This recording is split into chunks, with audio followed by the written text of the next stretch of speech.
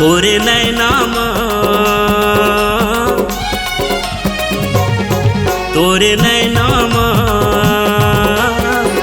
का जादू डारे गोरी तोरे नैनामा तोरे नैनामा का जादू डारे गोरी तोरे नैनामा। अरे मोरे मन के मैना मोही डारे झुल झुल रेंगना बसे हवस दुनो नैनामा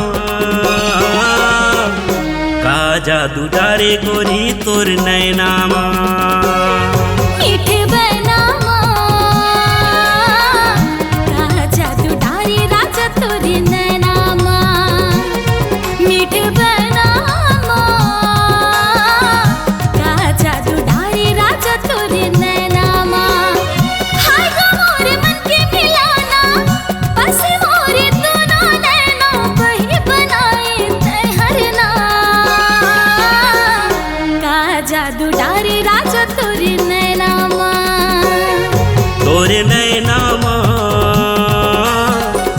का जादू डारे गोरी तोर नैनामा।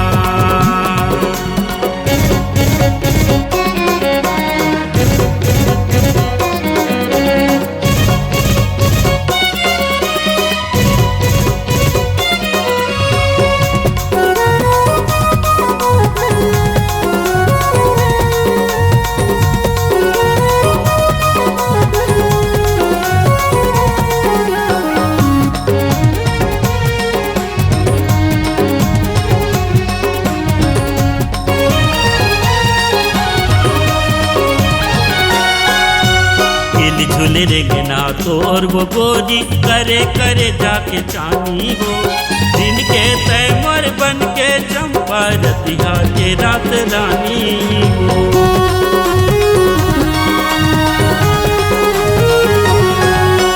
मुझ मुझ हंसना तोर गा बैहा तिरछी नजर ले दिखना गा मैं बन के उतरे राधा रानी तय मोर किसन कन्हैया काबर तय बजाए बसुरिया मन के मोर बाजे पायलिया मोहनी खवाए तैहाना का जादू डारे राजा तोर नैनामा। तोरे नैनामा का जादू डारे गोरी तोर नैनामा।